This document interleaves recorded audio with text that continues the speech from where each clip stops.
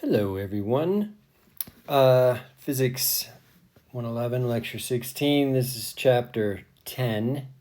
That's an A in chapter, not copter, chopter. Rotational motion and angular momentum. Okay, so we're going to focus on this bit right here, okay, for a while. So we got some stuff to talk about. Okay, so rotational motion. Omega is equal to what? Everybody knows. You're waiting for it, but you need to be able to spit it out, okay? So our delta theta over delta t. So we're going from theta naught to theta final. That means our omega is going in this direction, and it took a certain amount of time to do it, okay, right? So, good. All right. What's the relationship between that and velocity? I ask you guys this all the time because I want you to have it kind of memorized. V equals r omega, just like S is equal to r theta, and our acceleration is equal to, I'm going slow here so that you guys will fill in the blank. All right? So, those things are true. All right? Well, we're really going to want to get to the nitty-gritty of these things. For instance, omega, for example, if we want delta omega, of course, that's our omega final minus our omega initial. What does that imply? If we've got a final and an initial, that implies that we have some kind of angular acceleration alpha. Our final could be less than our initial, and then alpha would be negative, right? Just like decelerating linearly. So these equations, I'm just throwing them back out there so that everybody remembers what we're dealing with. So we could say that alpha is delta omega over t. All right, and then just put that in for our delta omega. So, good. I want to do an example. This one's straight out of the book. So we can do it real quick. It's 10.2. Example 10.2 in the book. We've got a motorcycle, all right? And it's accelerating from a velocity of v naught equals 0 to v final equaling 30 meters per second. How much time does that take? Well, the time takes 4.20 seconds. All right, everybody on board? So far, so good? The question is, so I try and draw motorcycles and that kind of stuff, and this is like the big wheel and the front. Should we make the big wheel in the back? Okay. It's a chopper. Okay. So, what am I doing? That's terrible. That's terrible.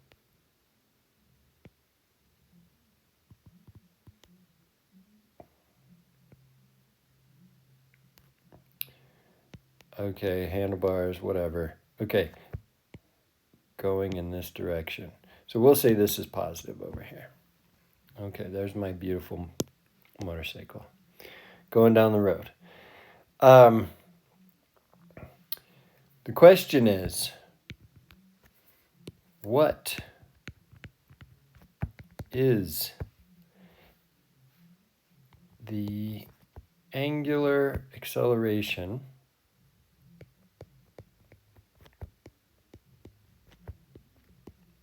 of the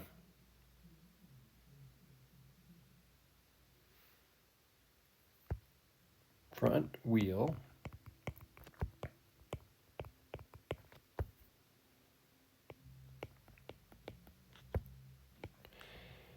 and we need to have a radius, right? We need to know our radius. So our radius of the front wheel is 0.32 meters.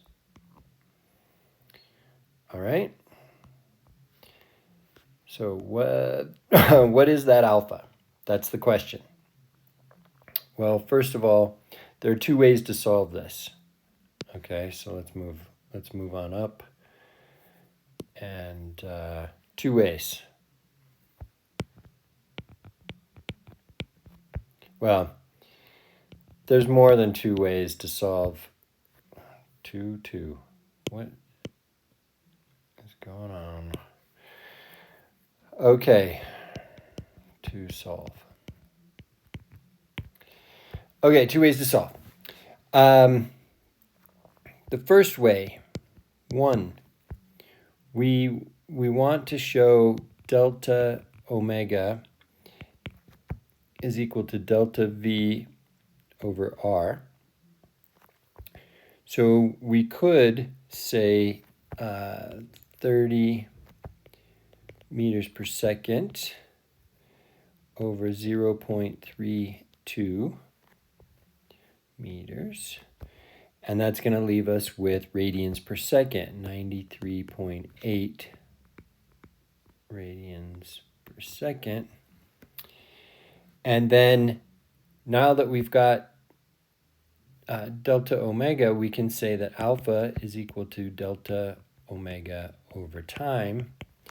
And then we'll put our 93.8 rads per second.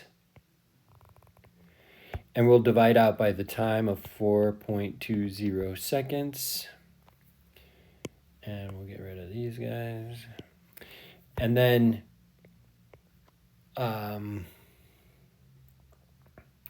that gives us a number. That number is 22.3. Pause the video and tell me what our units are. And when you come back, I'll have written down radians per second squared, right? Denominator of a denominator. Denominator of a numerator is a denominator, and then the denominator, of course, is a denominator, so we've got second squared. What's the other way that we could do this? Well, we could say that our acceleration is equal to delta V over time. And our delta V is obvious at 30 meters per second.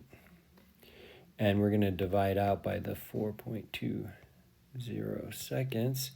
And that's going to leave us with 7.1 meters per second squared.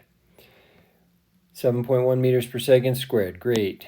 Now, I'm going to inch up just a little bit so I have some room here. What does that mean for alpha? It equals A over R. So we're going to take our 7.1 and we're going to divide it by our 0.32. And of course, we should end up with, at that point, radians per second squared. The meters cancel, leaving us with radians, all right? The ghost of radians pops back in. It rears its beautiful head.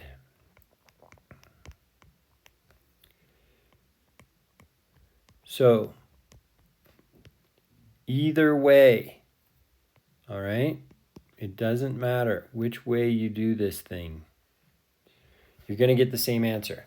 Often, you might want to look at things two different ways. If you have time on the test, look at it two different ways and make sure that you're getting the right thing, okay?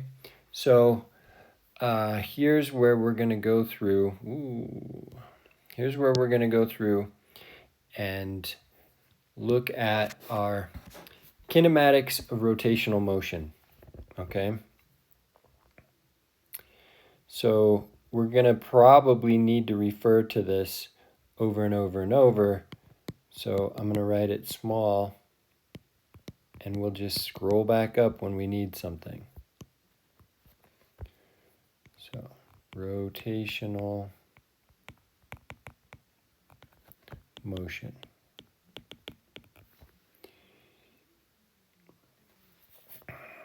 All right. I've got a hard out in 27 minutes, so set timer for 27 minutes. I gotta move at that point, so we're not gonna do a whole bunch here. We'll just call this part 1. Okay, so our rotational kinematics. We have already seen all of these equations, okay? But I'm just going to compare. We've got angular over here. I'm going to write theta, omega, alpha. Theta equals the average omega times time. Theta also happens to equal omega naught times time plus 1/2 alpha t squared. We've got omega average. That's equal to 1/2 omega final plus omega initial.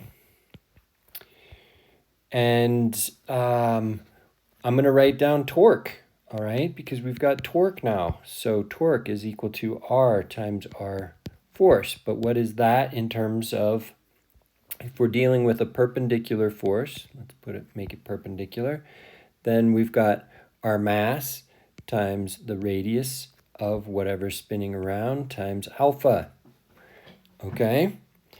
And I'm going to come back and make additions to these things, okay? So we're going to look. So there's the linear stuff. So we've got our angular stuff. Here's our linear stuff. We've got x, we've got v, we've got a, and of course t. T applies in both places. V equals v naught plus at. I didn't write that on this side.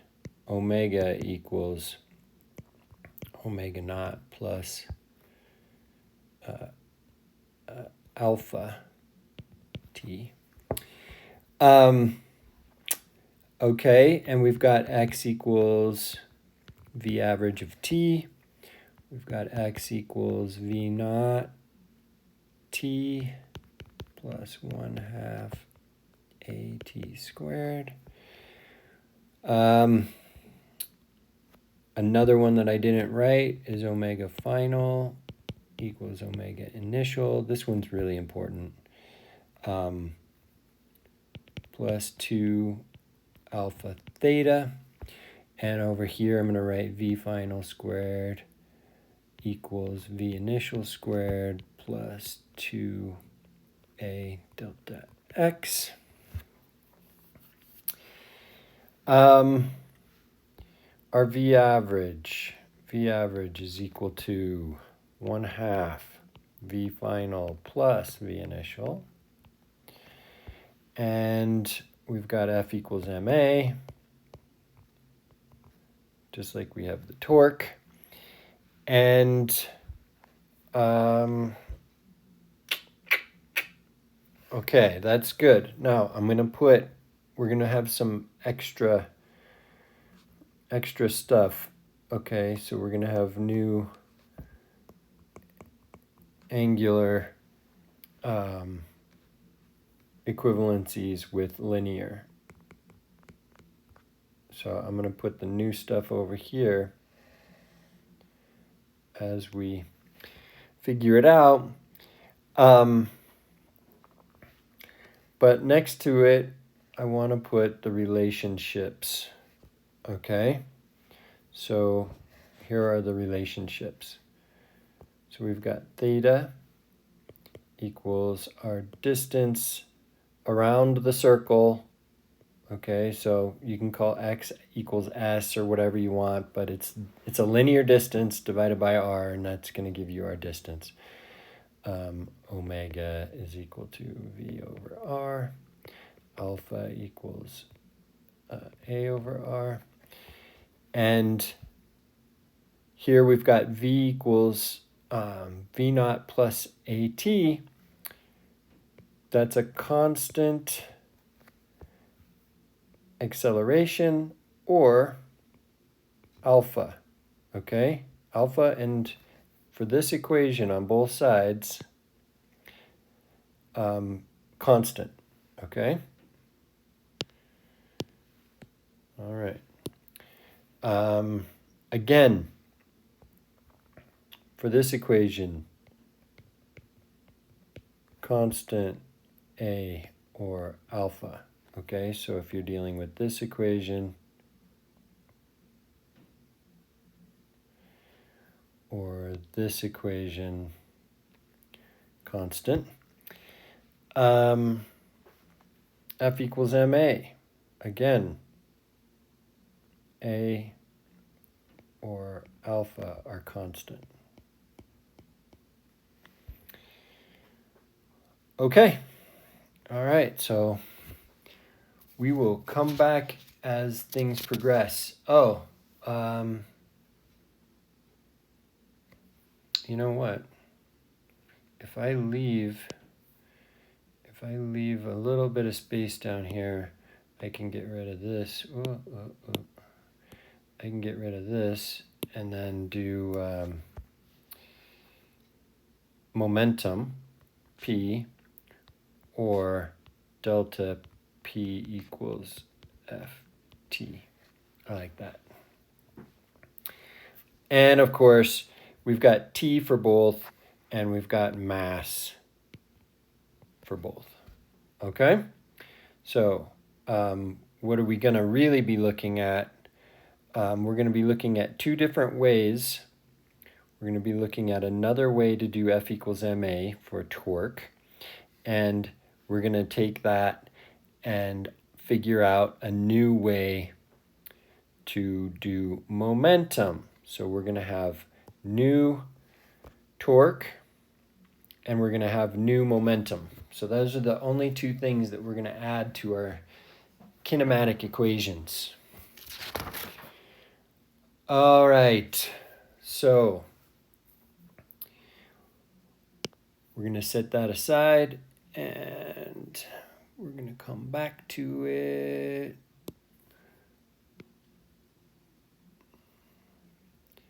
And we'll clean it up a little bit.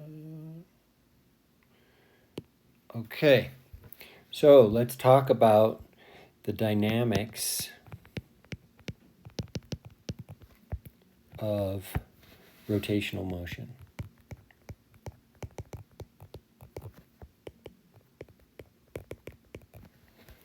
So we've got dynamics of rotational motion. All right, you guys have had your time at home where you're sitting around watching TV. I don't know, maybe you're sick or whatever. It used to be when I was sick, I would stay home and watch TV. And one of the shows that's still on today is The Price is Right. And in The Price is Right, they have these this wheel, okay? And the wheel has some radius r, and it'll be spinning around with some alpha, okay? And because, I don't know, some nice lady walks up, grabs the wheel, and spins it down, okay? So gives it a whirl. All right, so what is she doing? She's applying a force. So that force of the person is known.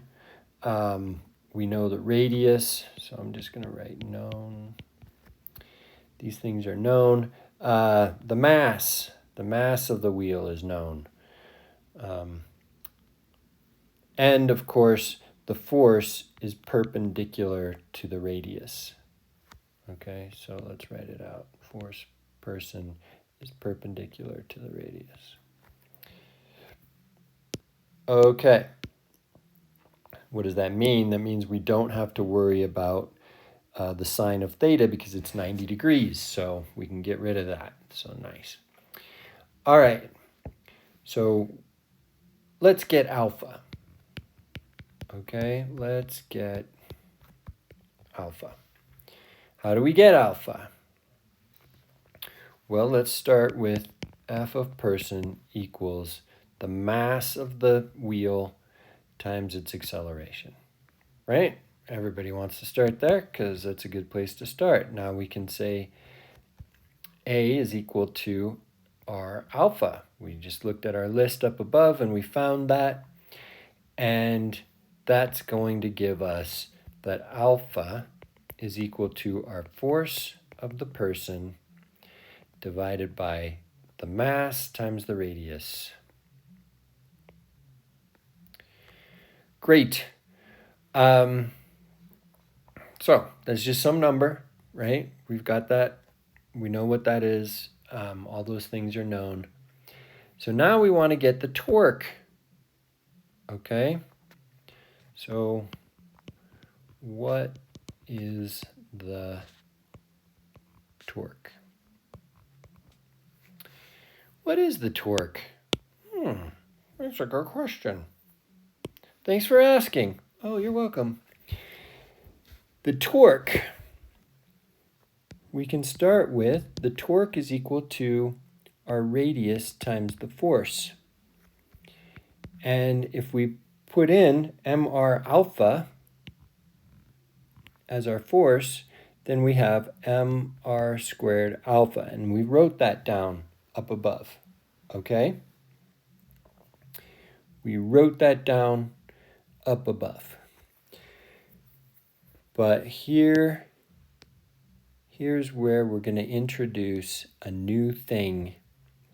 And our new thing, okay, before I introduce the new thing, here's why we're going to introduce the new thing. Here's why. F equals ma, right? This separates out the movement, okay, our meters per second squared, from the mass, okay? So we've got some mass, some inertial thing, all right? M is our measurement of inertia.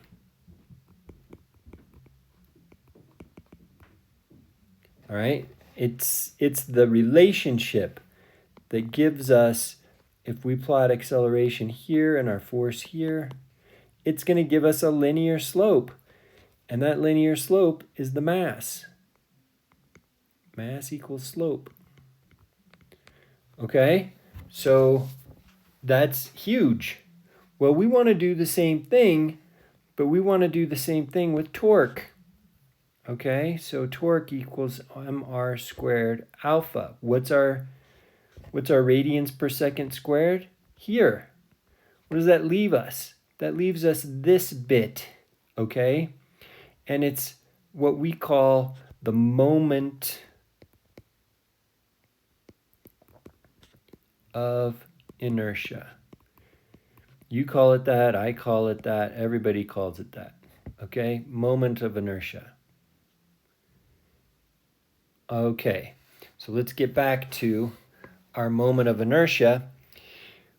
How do we throw that down? We go like this, I. So torque equals I alpha. And in our case, in the case of this solid wheel, our I is equal to the mass of the wheel times the wheel's radius squared.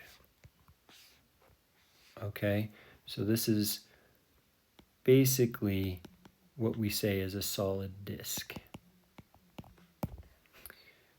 Okay, rotational inertia. All right, this is rotational inertia. So not only is it massive, so the more massive it is, the more inertia you're going to have.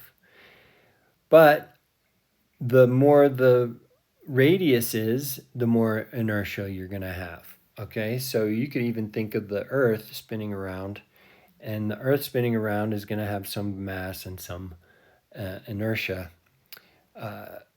because of the radius. The radius is huge. The mass is huge. So we have a rotational inertia.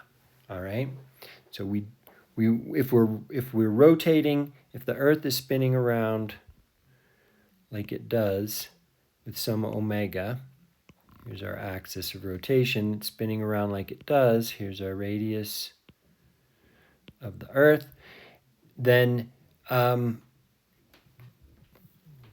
that's somebody just tried to call me, but they're not as important as you, so they can go away. Okay. The Earth wants to maintain that omega. Omega, that's a terrible omega. Let's do a better omega than that. Omega is maintained.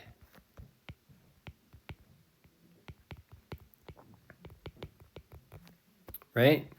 Maintained. Wow. Good job with the writing.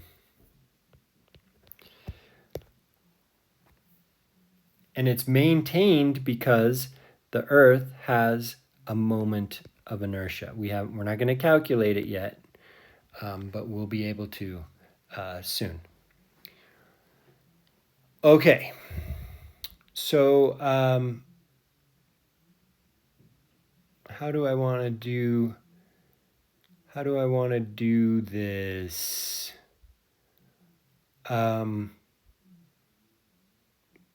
Okay, let's start with, we've got some mass here, center of mass there. It's like those old-timey barbells where there's big circles on the end of the barbells, and they are massive, and they both have some mg. Okay, now imagine that we're going to spin it around the middle. So there's our pivot point. And there's no gravity. Okay, so let's get rid of all the gravity.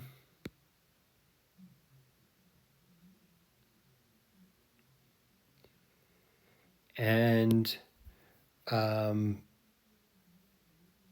we can say that the distance to the pivot point on either side is L.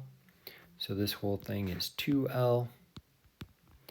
And the weight of the bar is nothing. Okay, so the bar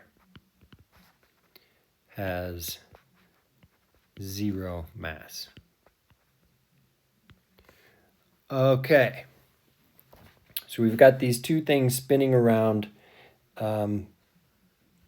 Now, what is the moment of inertia, okay, for this system? All right, it's not going to be the same. It is not going to be mr squared, okay? So we have to figure out what that is. Now, how do you do that? Well, you're going to have an I net, okay? And you're going to go through and you're going to figure out all the different i's. So let's call this side 1 and this side 2. So we're going to have I1 and we're going to have I2. When we add those together, we're going to have our net moment of inertia, okay? So how do we go about figuring those things out?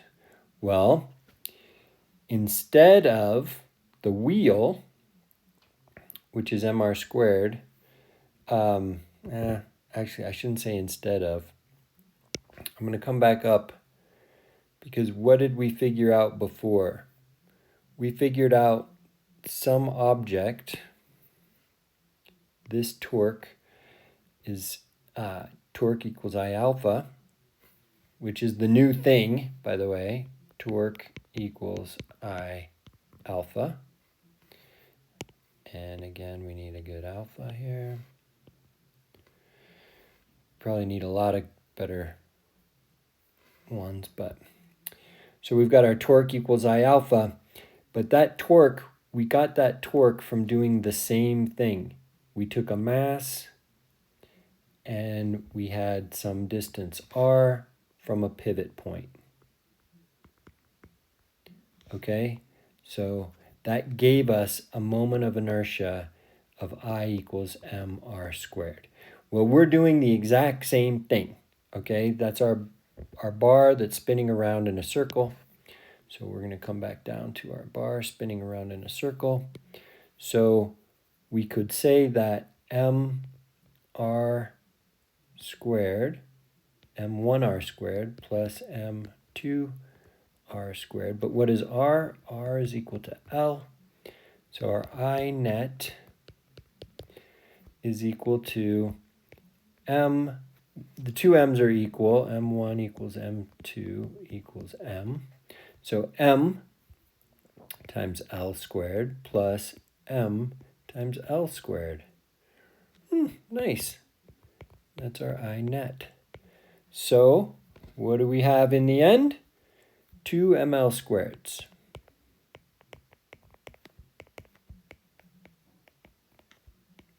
Now it turns out that the wheel is the same, okay, but it's not always going to be that way, all right? So I just want you guys to know that it's not always that way. Let's talk about units. Let's talk about units for this thing. Oh, come on back. So moment of inertia units. You should be able, I want you to stop right now, pause it, and write down what the moment of inertia units are, okay? And then you tell me. Okay, come on back. We've got kilograms right here. We've got meters squared right there. So our moment of inertia units are kilogram meters squared. It's as easy as that. We don't have any clever other things to write about it. So our moment of inertia is that, and it wants to stay still. This squaring is because we can put leverage on our massive object about its pivot point. So we can put a force here, and it's going to want to go in a circle, but we'll call it L.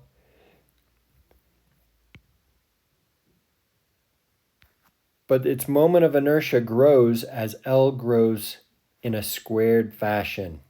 Okay, so the larger that radius is, the harder it's going to be to get it going super fast. I think we should stop there because we're going to start talking about the different moments of inertia for different objects when I come back. And I just need a little break to go shovel some snow. Okay, talk to you soon.